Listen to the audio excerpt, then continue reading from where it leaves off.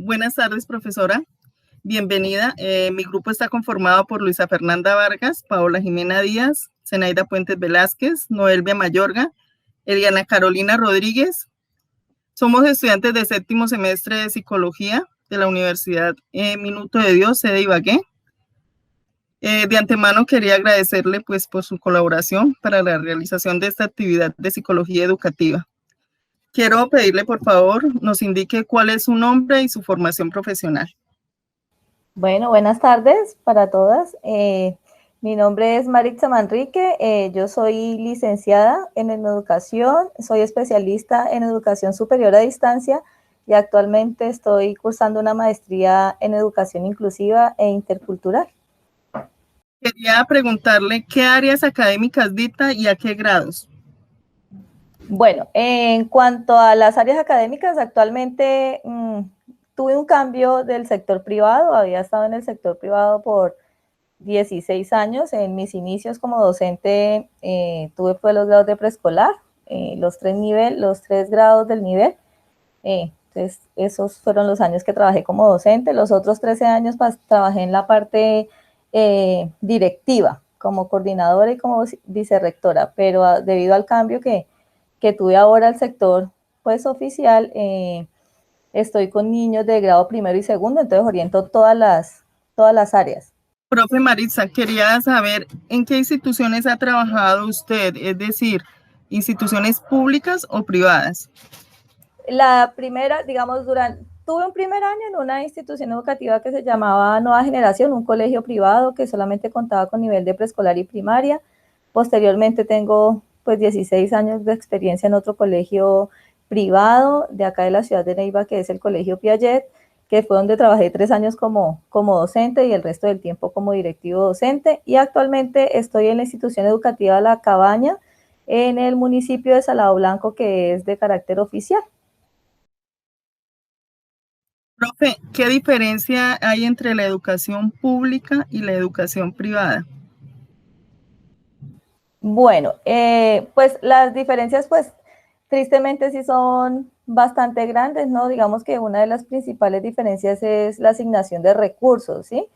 El sector privado, dado pues que reciben sus ingresos de matrículas y de pensiones, ¿sí? Tiene como un mayor flujo de dinero para atender ciertas situaciones de la cotidianidad del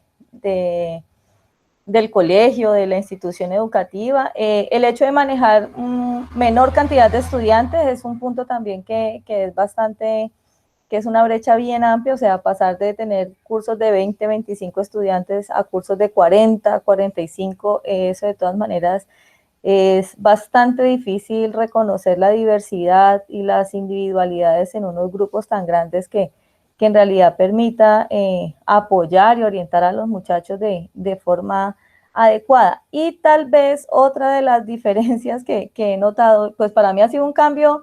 Yo fui de demasiado trabajo a un trabajo más suave, digamos, a un ritmo de trabajo muy diferente, pero sí evidencia uno un poco como hay más renuencia al cambio en la parte oficial, las personas son un poco más renuentes al cambio, es un poco más difícil de pronto que se pueda hacer un trabajo más, no digo que en general, pero sí hay personas de pronto que obstaculizan como ese avance.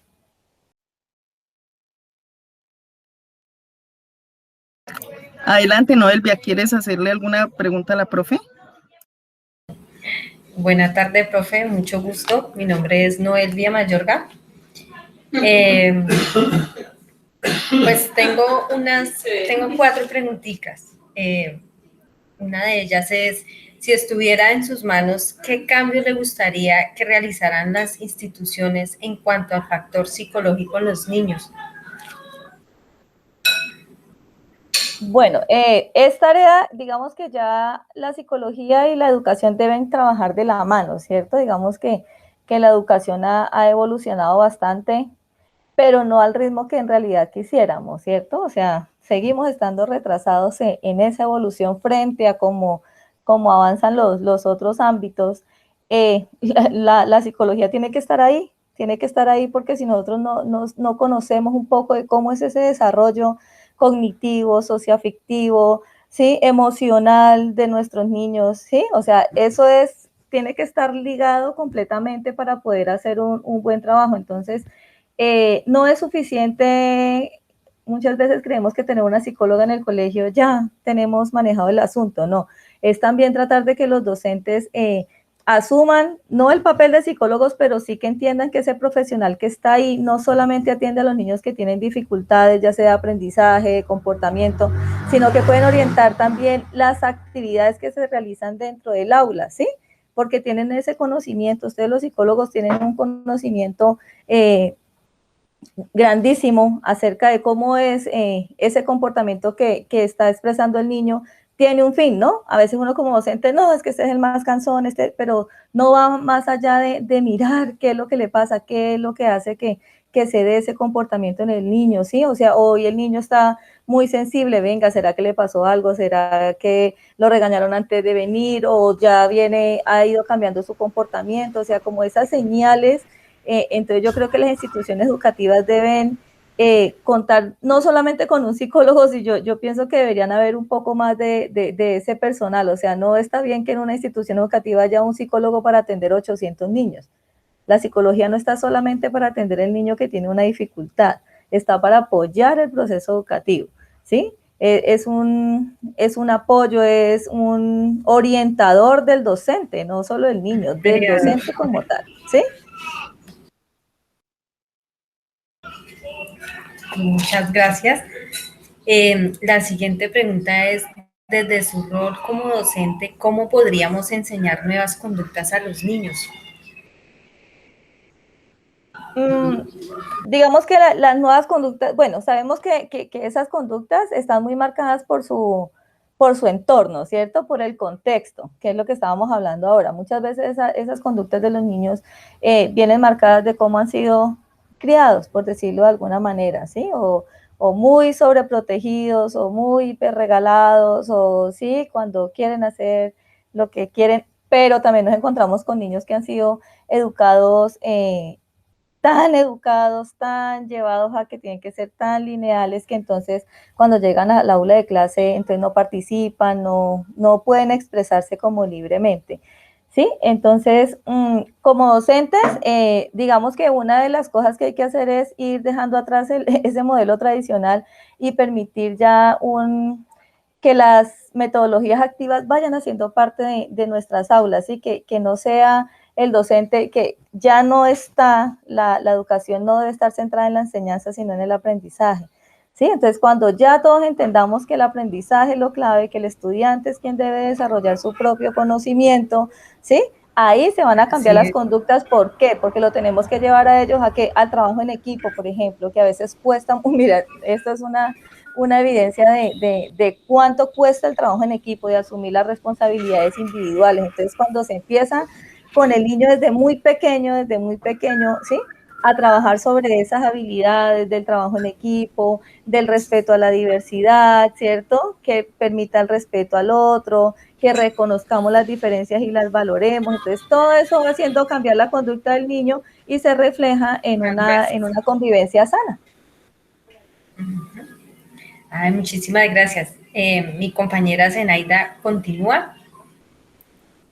Profe, otra pregunta. En el entendido de que los estudiantes construyen los conocimientos al transformar, organizar y reorganizar conocimientos e información previos según Piaget, ¿cree usted como docente que sí se cumplen todos estos argumentos en la creación del conocimiento? Seguimos siendo netamente tradicionales. Yo digo que como docentes hemos confundido el constructivismo con la lúdica. Entonces, como docentes pensamos que llevamos un video y me volví constructivista, entonces, sí, no. Entonces, dejé que el niño participara, le hice un Padlet, le permití que interactuara. Entonces, ya tenemos un modelo constructivista en el colegio y no es así. Es decir, eso que dice Piaget, obviamente, ha sido la pauta de los últimos 20 años de los enfoques educativos, ¿sí? O sea, él fue el que marcó la parada con Vygotsky acerca de todas esas teorías, ¿cierto? Que actualmente, bueno, no actualmente, digamos, de una década hacia acá, sabemos que las metodologías activas son las que han empezado a como a marcar esa diferencia en la educación. Entonces, cuando nosotros partimos de un conocimiento previo del estudiante, cuando ya nosotros lo involucramos, cuando él se da cuenta que eso que sabe le sirve para empezar otro, para construir otro conocimiento, o para que él también, porque no siempre el conocimiento previo puede ser acertado. Entonces, esa reorganización va hacia eso, a que él vuelve y reestructure, si es correcto, entonces reestructuro, ¿y qué hago? Pues voy profundizando de acuerdo a mi desarrollo cognitivo, ¿cierto? Pero si no es ahí, entonces ya sea una reconstrucción total de ese saber previo, ¿sí? Y lo llevo ya a otro nivel. El constructivismo yo digo que es clave, porque el constructivismo es el que permite que el niño ya sea el sujeto activo de su aprendizaje, que él es el que vaya construyendo su conocimiento, obviamente con el docente. El docente, nosotros decimos, no, es que el docente en el constructivismo es un guía orientador. Sí, ese guía orientador debe esforzarse más por diseñar las actividades, porque ya no es la misma actividad que voy, copio en el tablero, dicto, hacen el ejercicio, no, porque ya tengo que llevar otro tipo de actividades, ¿sí? Que hagan que acaparen la atención del niño, que yo que lo estimule tanto, que yo lo motive tanto a que él construya su conocimiento a través de las estrategias. Yo soy el guía orientador, pero con una estrategia bien establecida en el aula, donde cada uno sepa cuál es el rol que va a hacer, cuál es el producto que queremos encontrar, ¿sí? ¿Qué es lo que queremos alcanzar? ¿Cuál es el objetivo de aprendizaje? Y otra cosa muy importante es tener en cuenta también que esas estrategias deben, cuando yo ya tengo mi aula de clase, yo debo identificar los ritmos de aprendizaje y las formas de aprendizaje de mis estudiantes. Entonces, eso también me permite que cada uno construya su conocimiento a su ritmo y evitar, por ejemplo, lo que es la desmotivación, que generalmente se evidencia en la deserción escolar, cuando el niño se ve tan abrumado de que todos van avanzando y el profesor como 10 son repilas, entonces los otros 5 van a estar relegaditos. No, yo tengo que pensar en toda mi diversidad de aprendizaje que tengo en el aula, ¿sí? Cuando yo entiendo eso, se da todo el proceso de una manera bien chévere, que exige trabajo. Ese es el problema, que hay que dedicar más tiempo, pero que se logra, solamente que hay que hacer el sacrificio. Profesora Maritza, desde su perfil como profesional, ¿qué tan importante es la zona de desarrollo próximo para el fortalecimiento del aprendizaje en los niños? Ese desarrollo próximo es fundamental, ¿sí? El niño puede aprender por sí solo muchas cosas, pero van a haber conocimientos o procesos cognitivos que él por sí mismo no, digamos, los puede desarrollar, pero no en la misma medida cuando hay una persona acompañándolo, ¿cierto? Entonces, cuando hay una persona que potencia esas habilidades, cuando hay una persona que acompaña, que motiva, ¿sí? El desarrollo del niño va a ser muy diferente. Digamos que ese nivel de desarrollo próximo uno lo puede llevar hacia el tema más familiar. Entonces uno es cuando empieza a mirar niños súper, que usted explica un tema, estamos viendo los números y los enseñamos hasta 10 y todos vamos en el 10, pero resulta que ese niño en la casa tiene una mamá que es súper dedicada, que está todo el tiempo reforzando, entonces ya cuando vuelve a la otra clase ya se lo sabe hasta el 20, ¿sí? Entonces yo digo que ahí es donde uno evidencia mucho esa zona de desarrollo próximo, cuando en las instituciones educativas nosotros creamos los clubes, ¿no? Entonces vamos a potenciar habilidades en los niños en el club de matemáticas, en el club de inglés, ¿sí? Entonces vemos cómo esos niños que tienen el gusto por la matemática, entonces asisten al club y ¿qué pasa?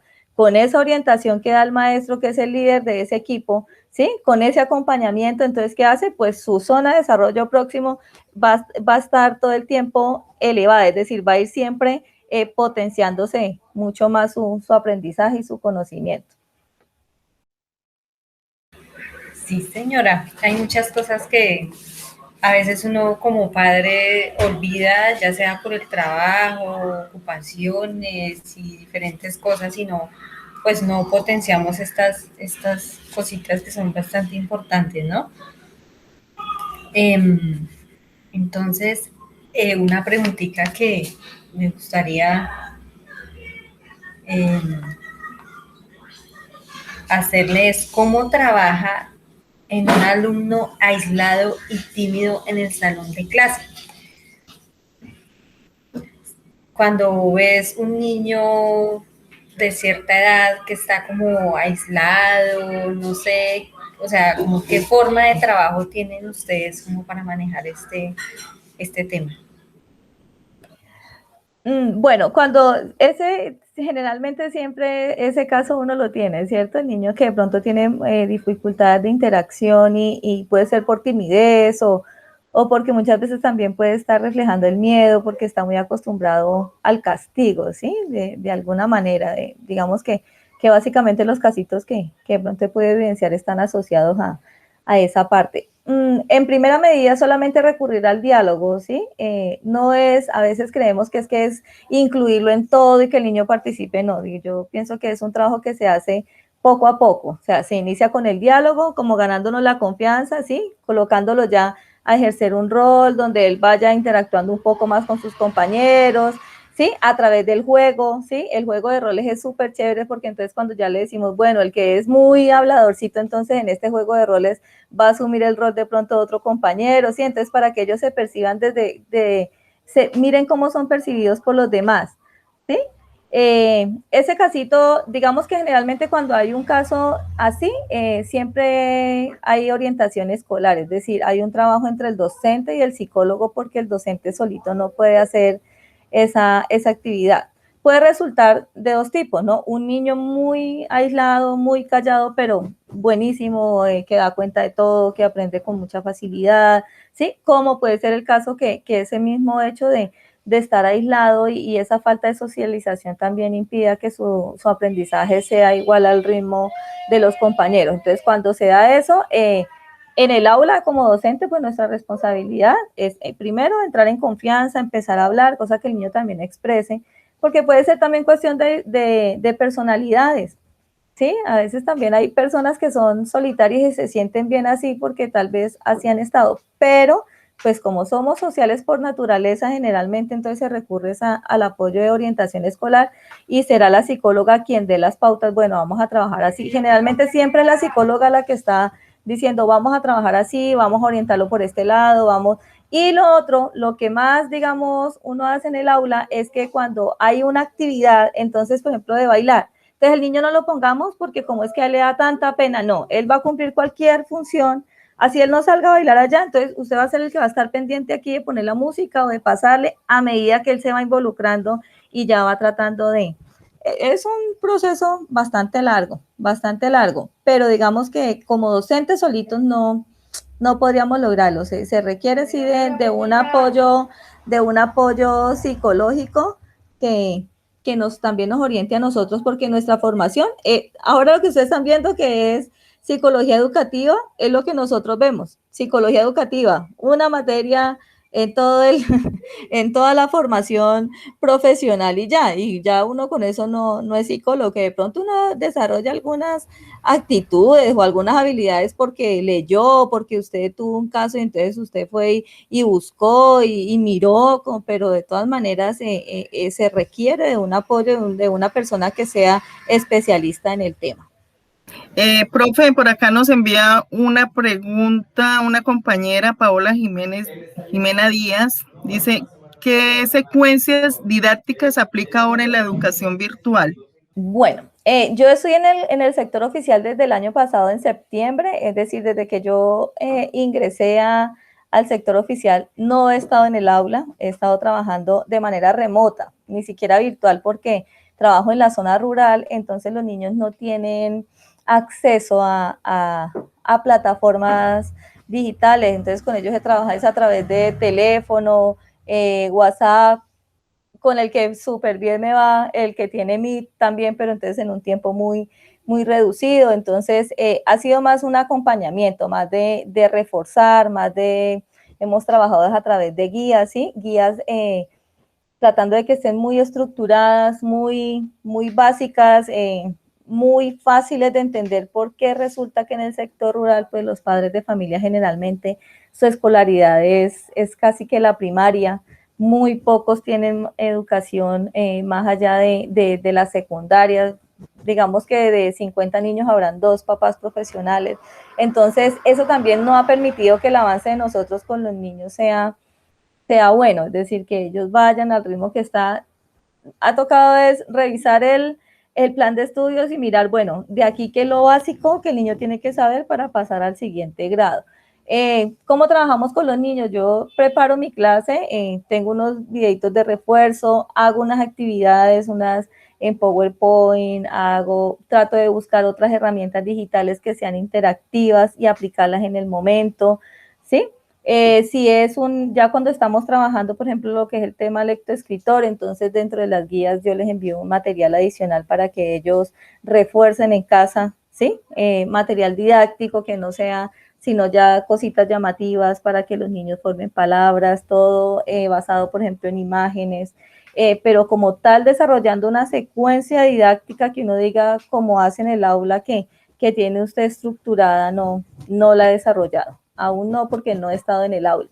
Y hace tanto tiempo que estuve en el aula, que en realidad estuve con los niños allí en el aula, que la diferencia entre cómo hacía una secuencia didáctica en esa época a cómo la debería hacer ahora cuando ya llegue al aula, pues va a ser bastante diferente. También porque el entorno es diferente, el contexto es diferente. Cuando vamos al aula, vamos a llegar de casi prácticamente 2 años de muchos vacíos en los niños, ¿cierto? De mucho estar en la casa. Yo les decía que el problema de la pandemia es que todos esos niños que son maltratados en la casa y que su punto de fuga al colegio han sufrido bastante y eso uno lo pone a pensar y uno analiza y no es que uno no quiera volver, ¿sí? El tema de que por qué no hemos vuelto a las aulas es solamente tema de responsabilidad, ¿sí? ¿Quién asume la responsabilidad en caso de que alguien se contagie? No porque nos tengamos presentes que requerimos ir al aula, por todo, ¿sí? Entonces, con respecto a eso, sí sería lo único que podría decirle. Yo creería que en la formación que estoy teniendo ahora, hemos aprendido muchísimo sobre el constructivismo, sobre la inclusión, ¿cierto? Sobre cómo manejar esa diversidad en el aula. Entonces, ya teniendo esas bases, mi aspiración es ya empezar a trabajar sobre metodologías activas, aula invertida, ¿cierto? Que ya hagamos un trabajo basado en proyectos, donde el niño sea quien cierto construya su conocimiento, que el entorno rural da para hacer muchísimas cosas de manera práctica, ¿sí? Para que ellos lleven muchas cosas a la práctica. Eso se ha tratado en las guías, que si estamos hablando de lo que sea, entonces vamos a contar pepitas de café, vamos a sembrar semillas de no sé qué, de cilantro, entonces todo ellos lo tienen en su entorno, eso también a ellos los ha motivado. Profe, ella nos hace otra pregunta. ¿Cuáles son las estrategias más útiles que le permiten el aprendizaje virtual a los niños? Pues como le repetía, pues ella de pronto no sabe que como tal no podemos llamar el aprendizaje que nosotros estamos llevando a cabo no es virtual, es remoto porque no contamos con una plataforma donde ellos puedan interactuar entre ellos. Las herramientas claves yo creería que es el uso, por ejemplo, de muchas imágenes, de muchos videos, ¿cierto? De cosas elaboradas por el docente que estén bien estructuradas frente al aprendizaje del niño. Yo he trabajado netamente personalizado, es decir, no tengo conexión con el grupo, sino que es solamente con el niño, entonces iniciar la actividad con la canción, que bailemos, que nos activemos, que hacerles muecas y hacerles sí, para que ellos estén, porque es muy difícil, si es difícil en el aula captar la atención, tener la atención captada a través de esta pantalla es mucho más compleja porque ellos están en su casa, entonces ladró el perro, cantó el gallo, vino el vecino, no sé qué, entonces ellos están en otra cosa, entonces tiene que estar uno todo el tiempo y hacer sesiones, como tengo niños de primero y segundo, las sesiones son de 1 hora, porque ya si ellos están más de 1 hora, ya ellos empiezan a expresar que ya están cansados, que ya escribieron mucho, o que sí, ya es que voy a ir a no sé dónde, sí, entonces trato de que el tiempo que sea 1 hora, bien juiciosos trabajando, lo que le digo, señora Zenaida, ahí lo importante es que como docente nosotros preparemos nuestra clase acorde a quién, al estudiante que voy a trabajar, ¿cierto? Con el niño que yo voy a trabajar, yo no puedo, tengo un niño que sabe casi igual que los de segundo y está en primero.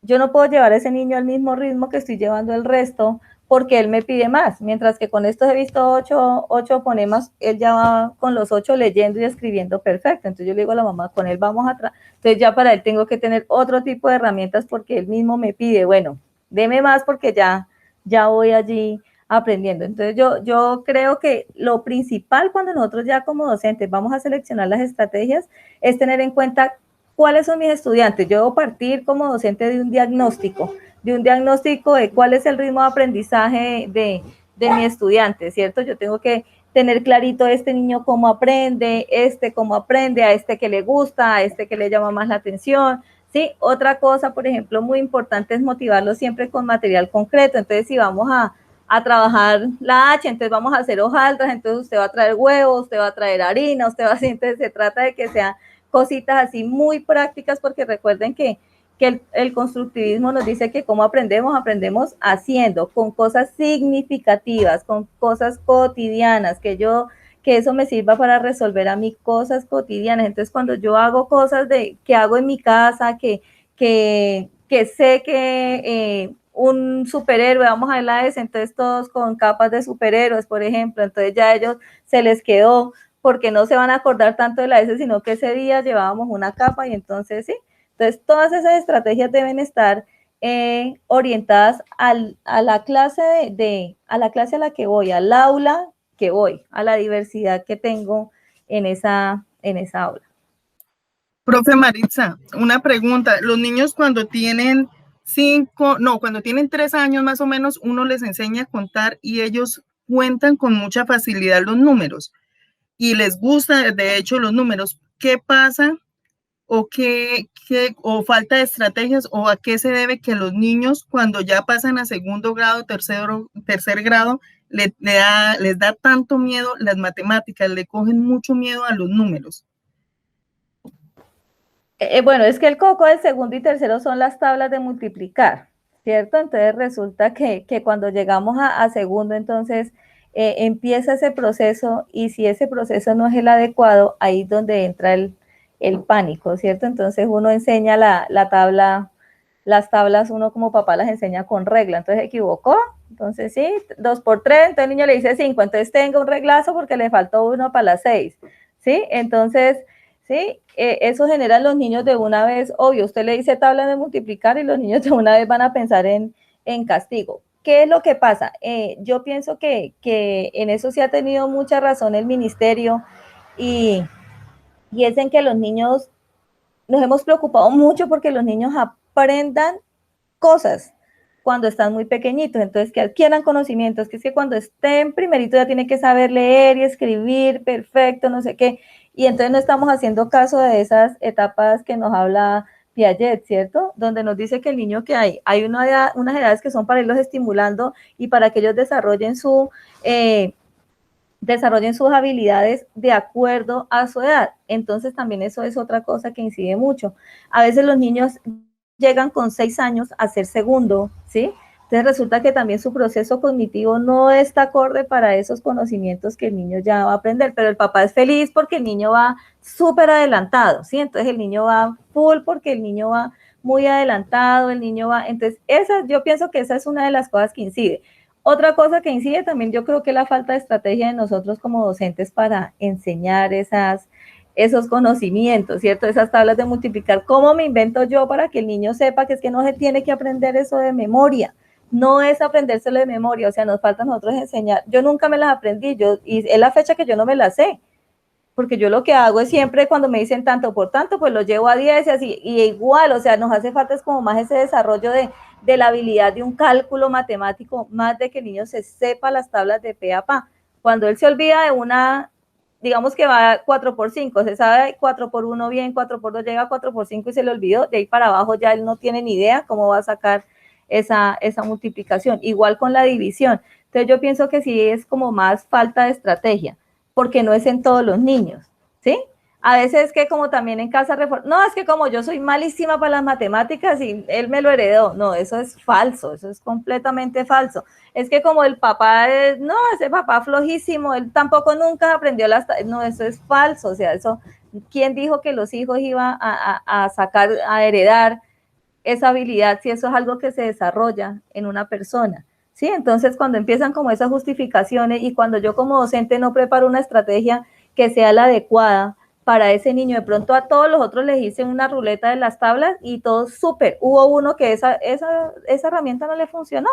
A él se la tengo que enseñar de otra manera. Entonces, yo creo que es que en segundo y tercero y de ahí para adelante, ¿cierto? Entonces ya como en segundo y tercero les reforzamos que eran malos para las matemáticas, entonces ellos cuando van a ver fraccionarios, pues ni se diga. Si van a ver números decimales, entonces todo el tiempo ya ellos se van quedando con eso. Igual pasa con el inglés. Digamos que son las dos materias en lo que uno más escucha a los niños decir, es que soy malo para eso, es que eso no me entra, ¿sí? ¿Por qué? Porque ellos necesitan ya tener otro tipo de estrategia que le permita aprenderlo. Entonces, yo pasaría a creer que también es como más una falta de estrategia en el aula y también de cómo en casa apoyamos ese proceso. Bueno, profe, una preguntita. ¿Por qué eligió usted ser docente? Bueno, yo creo que yo había nacido para eso.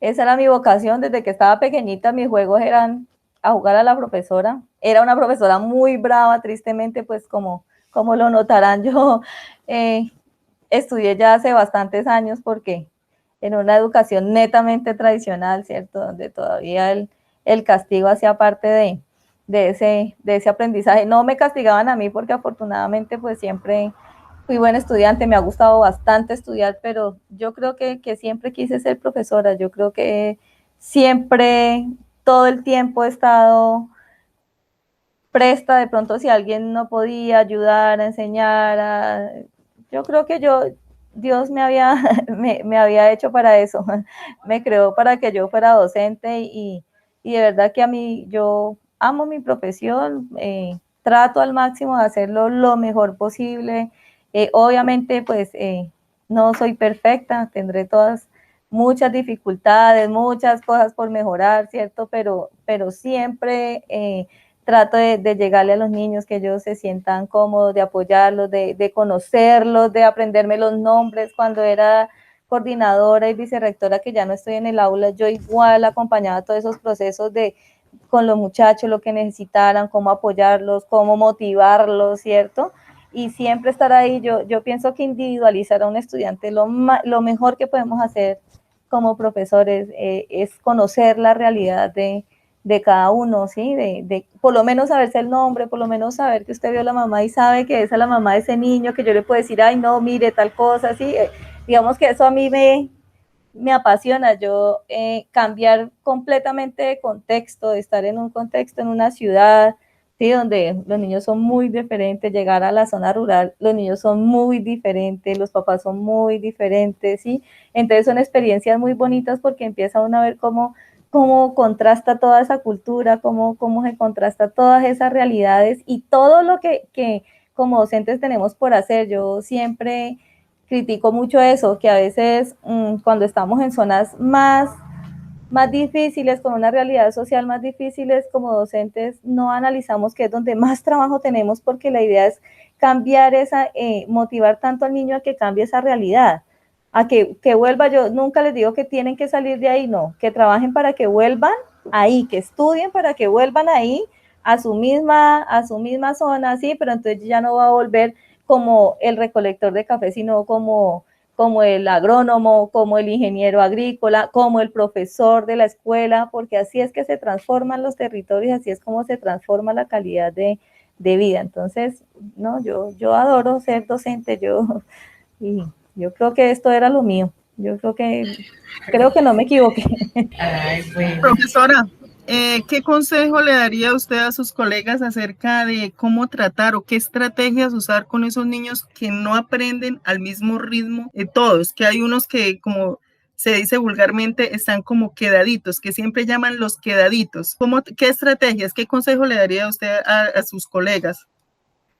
El consejo es que esos son los niños que más requieren atención, ¿sí? Ese niño es el que yo tengo que tener cuando yo voy a hacer mi planeación, debo tener presente a ese niño. Yo no debo planear para el que se saca 5, porque a veces como profesores nosotros alardeamos del que se saca 5. Uy, es que tengo estos estudiantes que son buenísimos, pero resulta que generalmente son niños que son muy buenos tienen mucho acompañamiento en casa, ¿sí? Entonces, ese no necesita de mí en lo normal, pero el que necesita de mí es ese que está ya más relegadito, que de pronto no es que no tenga las capacidades, sino que no hemos sabido llegar de manera adecuada para que él desarrolle esas habilidades y pueda adquirir el aprendizaje. No aprende igual que los otros, el otro aprende si yo lo pongo a transcribir, él no puede transcribir igual porque esa habilidad no la tiene, entonces tendré que buscar otra forma. Entonces seguro le gusta es que para escribir en el cuaderno yo le dicte, entonces siéntese a un ladito y a usted le voy dictando mientras que o sea, no es tanto que haya una estrategia o una herramienta,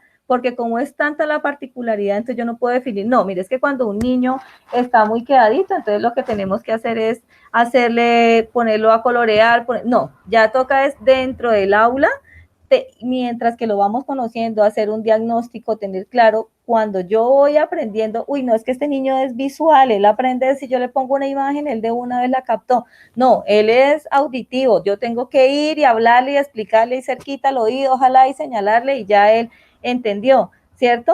Entonces, yo no podría decir que haya una estrategia en particular, yo lo que puedo decir es que debemos como docentes estar más atentos a esos niños que requieren más de nuestro apoyo, que ese sea el que yo tenga en mi pensamiento en el momento que yo voy a planear mi clase, en el momento que yo voy a hacer mi secuencia, en el momento que yo voy a preparar mi material didáctico, ese niño es el que yo siempre lo voy a tener aquí bien presente, ¿sí?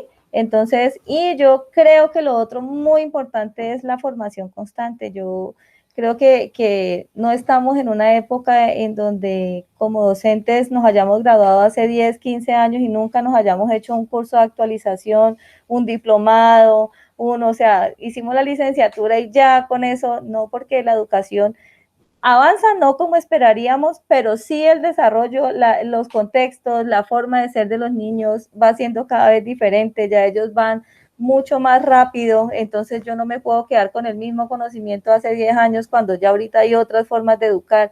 Entonces, más que una estrategia, la invitación sería a formarnos constantemente, a que todos los días tenemos que estar mirando afortunadamente ahora podemos ser autodidactas con mucha más facilidad. ¿Sí? Ahora podemos encontrar mucho más recursos en la web, podemos encontrar hay demasiada literatura que nos conduce a nosotros a poder mejorar nuestro desempeño en el aula, porque a veces es fácil uno echarle la culpa a los niños, ¿no? Ay, no, es que ese muchachito es muy flojo, ¿sí? Pero ¿quién es el flojo ahí? ¿Será que el niño que no aprende o será el profesor que no ha descubierto cuál es la metodología de enseñanza que debe utilizar con ese niño? Entonces yo creo que la invitación es más eso, a capacitarnos, no necesariamente hay que pagar para capacitarse, sí, que sí, claro, cuando uno hace un diplomado con alguien, un experto, pues uno aprende mucho más y con mucha más facilidad que cuando de pronto ya usted tiene que ser autodidacta, pero si no hay el recurso, pues hay muchas maneras de ir mejorando nuestras capacidades porque la responsabilidad del aprendizaje es nuestra, ¿sí? Uno a veces, no, es que ese niño como no lo apoyan en la casa, entonces lo dejé. No, ese es el que más necesita de mí. Entonces, la invitación es esa, a que nos capacitemos y a que esos niños que consideramos a veces otros flojitos, que es tal vez la palabra que más utilizamos, son los que más requieren de nuestro apoyo y de nuestra preparación, de nuestra búsqueda, todos los días de mirar cuál es la forma en que debemos enseñarle a ese niño para que él logre aprender significativamente. Bueno, profesora, ya para finalizar, una última pregunta. ¿Cómo trabaja usted el pensamiento crítico en los niños a través de ese aprendizaje remoto? Bueno, pues sabemos que el pensamiento crítico, pues en primerito y segundo aún no, apenas vamos en la parte interpretativa de lo que es esa comprensión, ¿sí? Pero cuando los niños, hay que dejarlos que opinen, ¿sí? Ellos deben empezar a opinar, pero siempre nosotros llevarlos a que ellos pueden participar teniendo ya un conocimiento previo, o sea, que yo antes de emitir un juicio, yo debo tener ya algo claro, es decir, yo en este momento sí, bueno, a mí se me pasó de pronto decir eso, yo estoy dictando el PREDICFES en grado 10º y 11 en el área de sociales allá mismo en el colegio. Entonces yo les digo a los chicos que para nosotros es muy fácil juzgar, ¿cierto? pero nunca tenemos argumentos para defender esa postura que tenemos. Yo digo, no podemos desarrollar un pensamiento crítico si no leemos. Las ciencias sociales nos dice eso. ¿Cómo hago yo para emitir un juicio de valor si yo no conozco la historia? Entonces yo les digo a los chicos, ¿cómo podemos nosotros saber cuál es en estos momentos la situación del país cuando yo ni siquiera leo una noticia? Cuando yo ni siquiera veo en la televisión bueno, aunque yo les insisto que también las noticias colombianas pues a veces no son como el mejor referente, entonces yo les digo, para desarrollar el pensamiento crítico lo primero que hay que hacer es leer. Para poder yo emitir un juicio debo tener claro unas teorías, debo tener unas bases conceptuales claras para poder emitir ese juicio, para poder tener un pensamiento crítico, es decir, yo, ¿cómo tengo mi pensamiento crítico? Cuando yo tengo conocimiento de esto y expongo mi punto de vista, ¿cierto? Expongo mi punto de vista para argumentar o para echar abajo, para refutar eso que yo he leído, eso que yo veo que pasa. Obviamente sí, desde muy pequeños hay que hacer ese proceso y lo principal, creería yo, para desarrollar el pensamiento crítico con los niños desde muy pequeños es invitarlos siempre a que ellos expresen con libertad sus sentimientos, lo que saben, pero que cuando ellos estén errados, nosotros como docentes tengamos la forma correcta de hacerles entender por qué están... No, es que lo que usted dijo está mal. Ya, así no es. Listo. No, amor, así no es. Mira, es que lo que pasa es esto, es lo otro. Entonces yo ya le voy dando un argumento y es la próxima vez que otra persona, un compañero, él se dé cuenta que de pronto tuvo un error, va a trabajar de la misma manera, le va a decir, no, así no es porque recuerde que tal y tal y tal cosa. Yo pienso que esa sería la manera de ir trabajando el pensamiento crítico desde pequeño, ¿sí? Pero pues obviamente ese es un proceso que más o menos va arrancando ya en el segundo nivel, que es cuando ya pasamos a cuarto, quinto, ¿cierto? Que ya vamos trabajando un poquitico más, ahondando, hasta llegar obviamente a grado 11, donde ya se dice, ¿no? Según el ICFES, ya ellos tendrían que tener esa competencia desarrollada porque eso es lo que les evalúa el ICFES, ¿sí? Finalmente a los estudiantes. Ese desarrollo de competencias. Si el estudiante nunca pudo desarrollar su competencia en pensamiento crítico, ¿sí? Él nunca quiere decir que todo el tiempo que nosotros estuvimos dictándole lenguaje, sociales, filosofía, no nos sirvió para nada, ¿sí? Porque lo llevamos fue solamente a unas fechas, a unos conceptos, pero nunca ellos supieron cómo aplicar eso a la vida, cómo yo puedo de pronto exponer otras formas de hacer las cosas, cómo yo puedo criticar algo o refutar algo o argumentar sobre algo cuando yo ni siquiera he podido desarrollar una habilidad neta que sea, por ejemplo, argumentar o proponer frente a algo. Entonces, sería básicamente eso lo que tendría para decir sobre ese desarrollo de pensamiento crítico. Profe Maritza, muchísimas gracias por su tiempo, por su colaboración.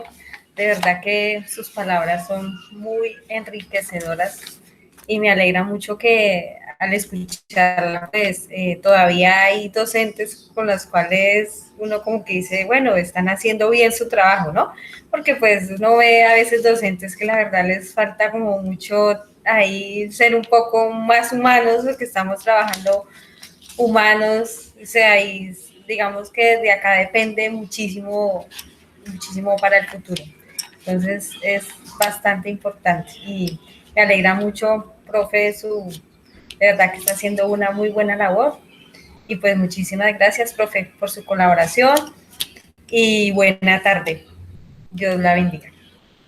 Bueno, Noelvia, muchas gracias a ustedes por la invitación, pues espero haber podido ser, como se dan cuenta, yo hablo un poco, a ver de pronto si respondido de la manera que se esperaría y pues no, bien, aquí estaré para servirles si en algún otro momento pudiera necesitar de mí.